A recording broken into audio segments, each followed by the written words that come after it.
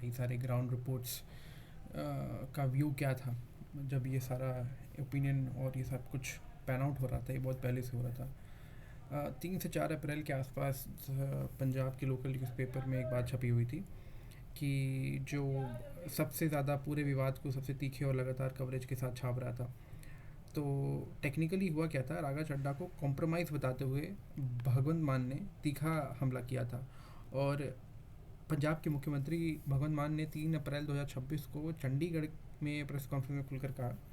कि साहब, अगर पार्टी एक लाइन देती है वोट डिलीट, या गुजरात में 160 आप कार्यकर्ताओं पर केस, पंजाब में धार्मिक विभाजन की कोशिश, एमएसपी की कानूनी गारंटी, जीएसटी और आरडीएफ के बकाए, लेकिन कोई एयरपोर्ट के समोसे, पिज़्ज़ा डिलीवरी टाइम या टोल प्लाजा पर लूट जैसी बातें उठाता है, तो सवाल तो उठेगा ना कि वो दूसरे स्टेशन से कैसे बोल रहे हैं। मुझे लगता है कि वो कॉम्प्रोमाइज़्ड हैं। और ये सारी बात तब कही जा रही थी जब आम आदमी पार्टी ने एक क्लियर स्टांस दिखा दिया था राघव चड्ढा को लेके, और राघव चड्ढा से एक प्रेस कॉन्फ्रेंस के तहत उनसे ये सवाल भगवंत मान से एक प्रेस कॉन्फ्रेंस के तहत एक सवाल पूछा गया था। मान ने साफ साफ कहा कि एक पार्टी लाइन के तहत आपको एक सर्टेन मुद्दे दिए जाते हैं जिसके तहत आपको उस लाइन ऑफ आर्ग्यूमेंट में ही या उस थॉट्स पे ही आपको बात फैलानी है और उस पर बात करनी है। और वो सारे टॉपिक्स जो डिसाइड होते हैं वो एक कई सारे कंसोलिडेशन, कई सारी अंडरस्टैंडिंग और कई सारे लोगों के ओपिनियन, इंटरनल पार्टी पॉलिटिक्स और डिस्कशंस के बाद लिए जाते हैं। और अगर वो डिस्कशंस या व्यूज़ या आइडियाज़ को जो एक तरीके से आम आदमी पार्टी की पूरी जो इंटरनल मीटिंग है जिसके तहत राघव चड्ढा को ये सारी बातें बताई जा रही थी कि किस किस मुद्दों पे आपको किस किस तरह की बातें और क्या क्या बातें जनता के सामने, लोगों के सामने रखनी होगी, और वो बात अगर नहीं हो पाएगी तो कई सारे सवाल उठते हैं। पर मान ने साफ साफ इस बात को कॉम्प्रोमाइज़ शब्द का इस्तेमाल किया गया और कहा कि जो पार्टी लाइन तोड़ते हैं उनके खिलाफ कार्रवाई होनी चाहिए। इस बयान को प्रमुखता से छापा भी गया था और साथ में चड्ढा के साइलेंस्ड नॉट डिफीटेड वीडियो का भी कवर किया गया था। अब पंजाब सरकार के मंत्री रहे हरपाल सिंह चीमा ने और भी तेज तीर चलाया। उन्होंने कहा कि राघव चड्ढा ने पंजाब को, जनता को धोखा दिया है, वो कॉम्प्रोमाइज़्ड है भाजपा के साथ। कॉम्प्रोमाइज़ का मतलब यहाँ बहुत सारे अटकलें लगाई जा रही है क्योंकि भाजपा के बड़े नेता कई सारी सूत्रों के तहत, जैसे मैंने पिछले बार भी ही बात किया था कि कई सारे सूत्रों से ये पता चल रहा है और बड़े बड़े जर्नलिस्टों ने इसको पुख्ता भी किया है कि लंदन के में जब उनका आई का ऑपरेशन हो रहा था तो इस भाजपा के बहुत बड़े नेता से उनकी बातचीत चल रही थी। और बातचीत ऐसी चल रही थी कि आप किसी भी तरीके का कोई भी अंडरस्टैंडिंग ऑफ नैरेटिव आप डायरेक्ट भाजपा को लेके या भाजपा के लीडर, चाहे प्रधानमंत्री नरेंद्र मोदी हुए, चाहे होम मिनिस्टर अमित शाह हुए, उनको लेके डायरेक्टली नहीं करेंगे। मेरा पर्सनली ये मानना है कि बहुत ज़्यादा अभी इस पे हमें डेवलपमेंट नहीं देखने को मिलेगी, क्योंकि आपने भी इस चीज़ को जानबूझ के इस समय किया है क्योंकि 2-3 महीने में मामला ठंडा हो जाएगा और लोग का वापस रुख जो है वो पंजाब की तरफ चला जाएगा। मुझे ऐसा लगता है कि अगस्त में से आप इस बात को बहुत ज़्यादा डेवलपमेंट में देख पाएंगे कि आगे राघव चड्ढा का क्या प्लान और क्या स्ट्रैटेजिक अंडरस्टैंडिंग होगी इस चीज़ को लेके, वो अगस्त से ही पता चलेगा, अगस्त 2026 से। क्योंकि उसके पहले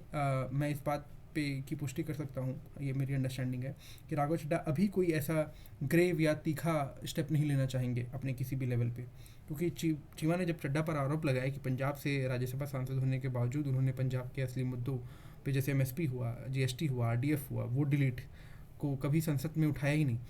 तो इन बयानों पे आप पंजाब का चड्ढा पर हमला था, यानी ये सीधे तरीके से कई सारे न्यूज़पेपर ने भी इसको क्लियरली एक हेडलाइन के तौर पे छापा हुआ था।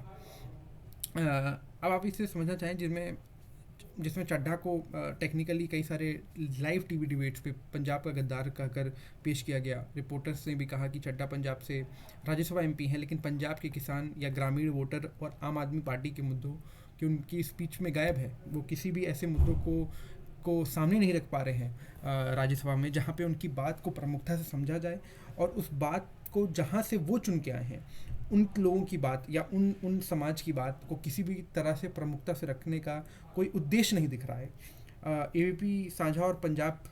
न्यूज़ लाइन जैसे चैनलों ने ग्राउंड रिपोर्टिंग में पंजाब आप कार्यकर्ताओं और स्थानीय राजनीतिक इंटरव्यू लिए, और जिसमें आम राय ये थी कि चड्ढा जो हैं वो दिल्ली मुंबई के पीआर कर रहे हैं, पंजाब की हकीकत नहीं जानते हैं, वो लोगों से जुड़ना नहीं चाहते हैं, जहाँ से वो चुन के आ रहे हैं वो भी उन लोगों से उनका जुड़ाव नहीं है, उन लोगों से उनका बातचीत नहीं है, उन लोगों से वो रेयरली मीट करते हैं, रेयरली कोई कॉन्फ्रेंस करते हैं, कोई सभा करते हैं, कोई सेशन करते हैं जिसमें वो वन टू वन इंटरेक्शन कर पाएँ। तो वो एक तरीके से बाहर ही हो गए हैं पंजाब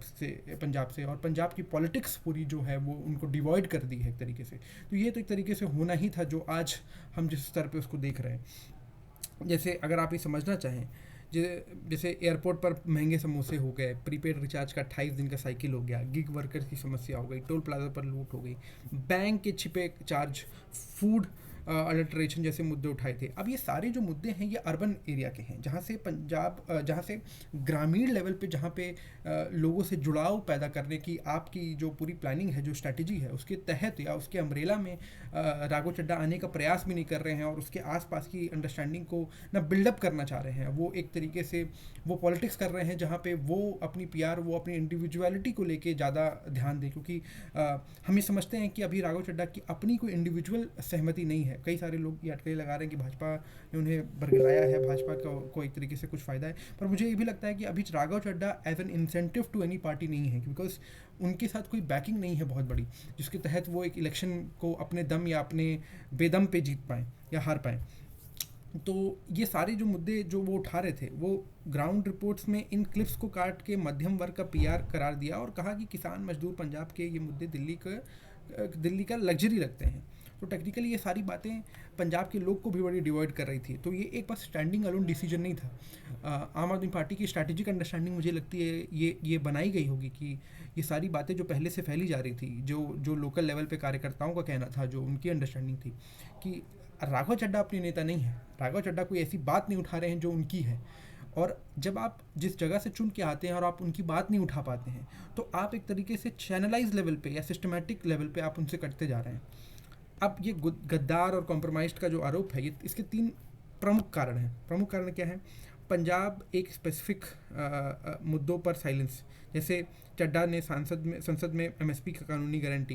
केंद्र द्वारा जीएसटी और आरडीएफ फंड रोकने की बात, पंजाब से वोट डिलीट या धार्मिक विभाजन जैसे मुद्दों पर कभी आक्रामक बोला ही नहीं, जबकि आम आदमी पार्टी का लाइन ही यही है, इन सारी बातों पे है, इन सारी पैराडाइम के अंदर ही है। और जैसे बजट सेशन में चड्ढा ने डेटा बेस्ड समाधान उन्मुख भाषण दिए, जैसे मध्यम वर्ग, युवा, रोज़मर्रा की समस्याओं पर। पंजाब के ग्रामीण किसान वोट बैंक का ये दिल्ली मुंबई की जो एयरपोर्ट पीआर लगा, वो इस बात का प्रूव है कि जो पॉलिटिक्स जो राघव चड्ढा करना चाह रहे हैं वो डेफिनेटली ये तो नहीं है जो आम आदमी पार्टी चाहती है। और कहीं ना कहीं राघव चड्ढा भी ये चाहते थे कि ये पॉलिटिक्स जो उनको आम आदमी पार्टी के तहत या लोगों के तहत या पंजाब ग्रामीण लेवल पे जो उनको कराई जा रही है या करानी चाहिए, वो उससे अपने आप को डिसोसिएट मानते हैं, और वो चाहते भी नहीं है कि वो इस सारी चीज़ों से कंस्ट्रक्टिव लेवल पे कनेक्ट भी पाएँ। और मुझे नहीं लगता है कि राघव चड्ढा जैसे श्रूड आदमी इतने मूर्ख होंगे कि वो ये बात नहीं जानते हैं। वो जानते हैं कि उनको आगे की पॉलिटिक्स कहाँ करनी है, और वो उसी की तरफ अपना ध्यान केंद्रित कर रहे हैं, पर वो एक सिस्टमैटिक तरीके से करना चाह रहे हैं जिससे किसी का ध्यान भी ना जाए और उनके ऊपर कोई ऐसा मेजर आरोप भी ना दर्ज किया जाए कि उन्होंने पार्टी लाइन या पार्टी अंडरस्टैंडिंग या पार्टी मोटिव्स को बीच रास्ते में छोड़ दिया। तो दिल्ली जो 2025 के हार के बाद जो साइलेंस है, वो केजरीवाल की गिरफ्तारी से लेकर शीश महल, सिसोदिया के ऊपर केस होना, संवैधानिक संकट जैसे मुद्दों पर चड्ढा एकदम सीरीज में चुप रहे हैं। पंजाब में इसे बीजेपी से डर के रूप में देखा गया, और जब आम आदमी पार्टी ऐसा एक आरोप लगा रही है जिसके ऊपर एक राघव चड्ढा जैसे श्रूड आदमी का ये आरोप आने वाला है, मुझे नहीं लगता कि राघव चड्ढा को इस बारे में ये पता ही नहीं था कि वो ऐसा होगा। वो ज़बरदस्ती इस बात को जानते थे और वो चाहते थे कि उसका एक तरीके से एक सिस्टमैटिक एग्जिट हो, जिसमें जहाँ पे मेरे ऊपर आरोपी लेवल पे बहुत सारी चीज़ें हों डिफेंड करने के लिए अपने आप को, जब मुझे पार्टी से दरकिनार किया जाएगा। जो ग्राउंड रियलिटी है, पंजाब जो आम आदमी पार्टी में 2022 से ही दिल्ली हाईकमांड वर्सेस चंडीगढ़, जो कि भगवंत मान की कैबिनेट है, के बीच में टेंशन चल रही थी। राघव चड्ढा 2022 पंजाब चुनाव में न्यू स्टार एडवाइज़र और बैकरूम स्ट्रैटेजिस्ट थे, जैसे भगवंत मान को दूसरा केंद्र महसूस हुआ था। अब 2027 में पंजाब चुनाव से पहले पार्टी को डर है कि चड्ढा जो हैं वो जो उनका बढ़ता नेशनल प्रोफाइल है और सॉफ्ट इमेज ऑफ बीजेपी के लिए यूज़फुल साबित हो सकता है, इसीलिए उन्होंने साइलेंस करके पंजाब के आम आदमी पार्टी में मैसेज दिया जा रहा है कि कोई सेकंड सेंटर ऑफ पावर नहीं चलेगा, और इस बात को बड़ी कृतज्ञता से और बड़े ही बोल्ड तरीके से कही जा रही है। आप पंजाब का अंत की शुरुआत बता रहे हैं, कई सारे ग्राउंड रिपोर्ट्स का ये कहना है। वे कह रहे हैं कि चड्डा अगर भाजपा की तरफ झुके या इंडिपेंडेंट हो गए तो पंजाब में आम आदमी पार्टी का वोट जो है वो स्लिप हो सकता है, क्योंकि 2022 में उनकी रणनीति ने ही आपको सत्ता दिलाई थी। संक्षेप में ये कहें कि पंजाब केसरी और लोकल रिपोर्टर्स चड्डा को पंजाब का गद्दार इसलिए कह रहे हैं क्योंकि उन्होंने पंजाब के असली मुद्दों को छोड़कर नेशनल मध्यम वर्ग का चेहरा बन गए। जो कॉम्प्रोमाइज्ड कारोबार बीजेपी से सॉफ्ट रवैया और पार्टी लाइन तोड़ने का है, ये सिर्फ व्यक्तिगत हमला नहीं है, बल्कि 2027 चुनाव से पहले पंजाब आम आदमी पार्टी को कंसोलिडेशन की रणनीति का बहुत बड़ा, या मैं ये कह सकता हूँ सबसे बड़ा पहला हिस्सा है।